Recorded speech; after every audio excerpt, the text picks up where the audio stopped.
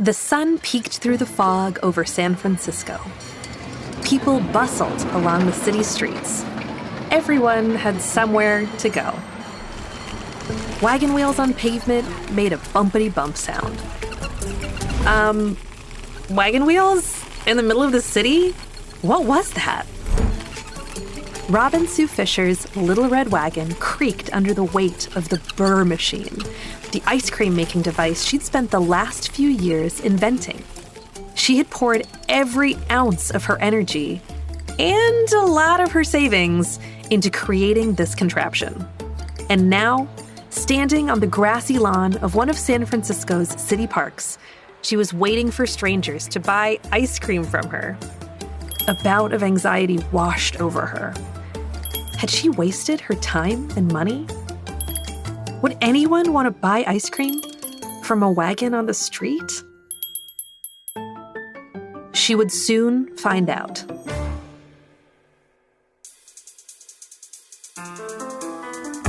I'm Sarah Thomas, and this is Goodnight Stories for Rebel Girls, a fairy tale podcast about the real-life rebel women who inspire us. On this episode, Robyn Sue Fisher, inventor and founder of Smitten Ice Cream. Robyn grew up outside Boston, Massachusetts. She was naturally athletic and competitive, so she found herself playing sports year-round. And whether she was on the court or in the field, she was all in, playing to win. Participating in sports kept her in the moment, not thinking of anything but the challenge ahead. When she dribbled on a fast break down the court or hurled the ball across the baseball diamond, all the worries that sometimes darted into her mind just disappeared. Then, when practice was over, Robyn would indulge in a giant scoop of her favorite ice cream. The sweet, creamy ball perched on top of a pointy cone melted all her worries away, just like sports did. Robyn always had room for ice cream. Her mom even joked that Robyn had 2 stomachs, with the second one reserved solely for her favorite frozen delight. One day, when Robyn was 16, her parents packed up the family and moved all the way across the country from Massachusetts to Marin County, California. Robyn didn't want to go. She was sad to leave the life she loved and anxious about the future. From the shores of Marin County, Robyn could see the red towers of the Golden Gate Bridge. Gazing out across San Francisco Bay, she watched the twinkling lights of the city, and a new kind of worry began to form. What was she going to be when she grew up? And how was she going to figure it out? After a few years in California, Robyn decided to go back to Massachusetts. She picked a college there and headed east. At school, she was as competitive as ever, playing basketball and studying psychology to learn about the mind and human behavior. The years flew by, and before Robyn knew it, she had graduated from college. It was time to launch her competitive spirit into the working world and answer the question of who she would become. She got a job with an international company that helped people build their businesses all over the world. One day, she could be working in a New York City skyscraper. The next, she could be packing her suitcase for a business trip to France. But something was missing. Maybe walking the halls of a corporate building wasn't for her. Robyn's job didn't make her smile. And it didn't give her that happy flutter that she felt when she dove into her favorite dessert. She started getting more curious about her love of ice cream and the product itself. And she was troubled by what she discovered. Some of the ingredients she read on the containers of her favorite flavors made her put her spoon down and cringe. Ugh. Magnesium hydroxide, potassium sorbate, and polysorbate 80? Was there any way to make ice cream without so many preservatives and unpronounceable ingredients? Robyn knew it was time for a change. So she moved back to California. And this time, she was going to study at Stanford University Graduate School of Business, a place where entrepreneurs go to make the things we love even better. Robyn decided she was going to be an entrepreneur. She was going to put all of her passion, her competitive nature, and her business sense into making the best ice cream anyone had ever tasted. But where to begin? Robyn knew that big companies put preservatives in their ice cream to keep it fresh in someone's freezer for months or years. She dreamed about making ice cream in the moment, right when her customers ordered it, with ingredients that were fresh and natural. Robyn started learning everything she could about ice cream, studying food science and trying out recipes. She was fascinated by the science of it. One fact in particular stuck with her. The colder you freeze ice cream, the smaller the ice crystals can be. And the smaller the ice crystals are, the smoother the texture. Robyn wondered, can I freeze ice cream so cold that I can make a higher quality product and freeze it fresh to order? She was inspired by the idea that ice cream could be made the same way a barista at a coffee shop makes a fresh latte. It takes a few minutes, but the customer is willing to wait for a better product. To make this dream a reality, she needed a special machine, something to blend and freeze the ice cream at the coldest possible temperature, fast. Robyn wasn't an engineer or a scientist, but she wasn't going to let that stop her. She started tinkering, and she recruited an engineer and a chef to help her.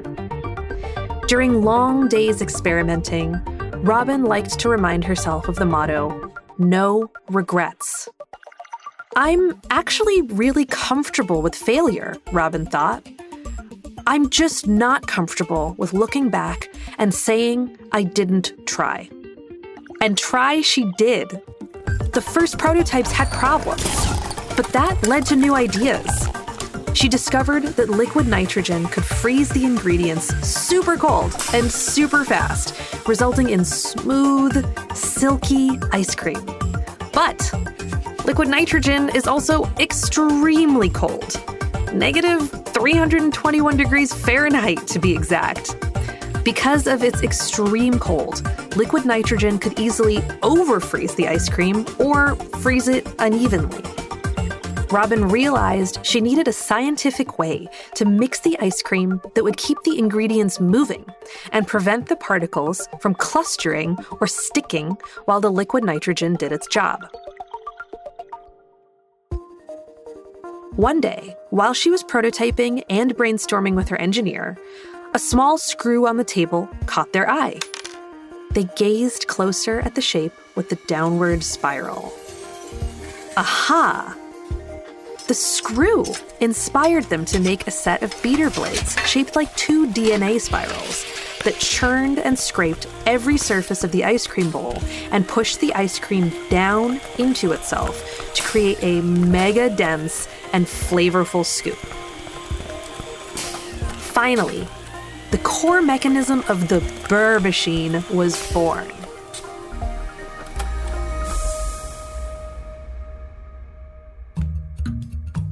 Robyn then worked with a broader team of engineers to create the smarts of the Burr machine. This included computer programming, sensors and mechanisms that could feel the thickness of the ice cream and automatically manage the freezing process. Ice cream had never been so nerdy, and this made Robyn super happy. Robyn had invented and developed the recipe for the fresh, smooth, pure and delicious ice cream she had been longing for. And whoa, did it taste good and look cool. Each time the Burr machine made a batch of ice cream, a fog billowed out of the bowl. After 90 seconds, the fog cleared, and the ice cream was frozen to perfection. That happy flutter was back. Robyn found the perfect word to describe the feeling of eating her fresh, delicious ice cream. It was a little bit like being in love. That feeling was smitten. So, after a few years and her life savings, Robyn had finally perfected and patented her Burr ice cream machine. She was an inventor. Robyn loaded up the Burr machine onto a little red wagon and decided to test it out on the public. In no time, there were people lining up around the block to get a scoop.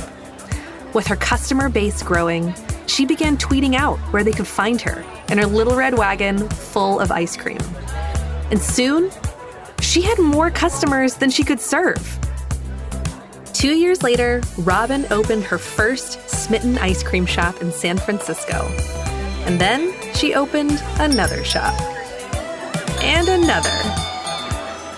Robyn had learned the science behind ice cream, and now it was time to expand her business.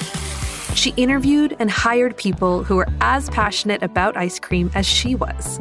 Together, they worked to make Smitten Ice Cream shops into fun and happy places to be for customers and workers alike. They experimented with new flavors and toppings, choosing local, fresh ingredients every time. They even tried California-specific flavors. And while one of Robyn's favorite ice cream flavors was bay leaf, it wasn't for everyone. And that's okay. She'd much rather try and fail than not try at all.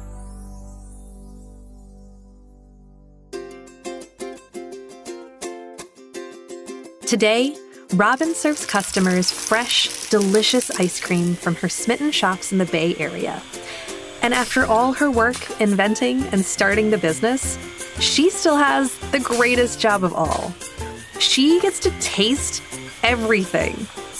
Robyn has faced lots of worries and challenges along the way, but she was determined to learn everything she could about ice cream and how to make it perfectly delicious, down to the tiniest ice crystal.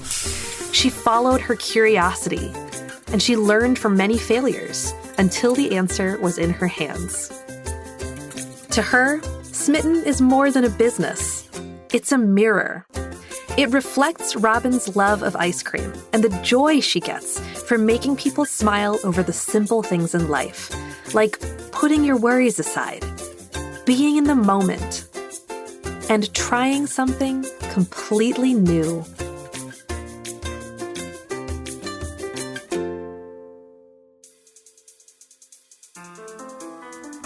This podcast is a production of Rebel Girls. It's based on the book series Good Night Stories for Rebel Girls. This episode was narrated by me, Sarah Thomas. It was produced and directed by Haley Dapkus, with sound design and mixing by Mumble Media. The story was written by Gina Gotsill, fact-checking by Eliza Kirby. Our intern was Arianna Griffiths. Original theme music was composed and performed by Elettra Bargiacchi. A special thanks to Robyn Sue Fisher and the whole Rebel Girls team who make this podcast possible. Until next time, stay Rebel.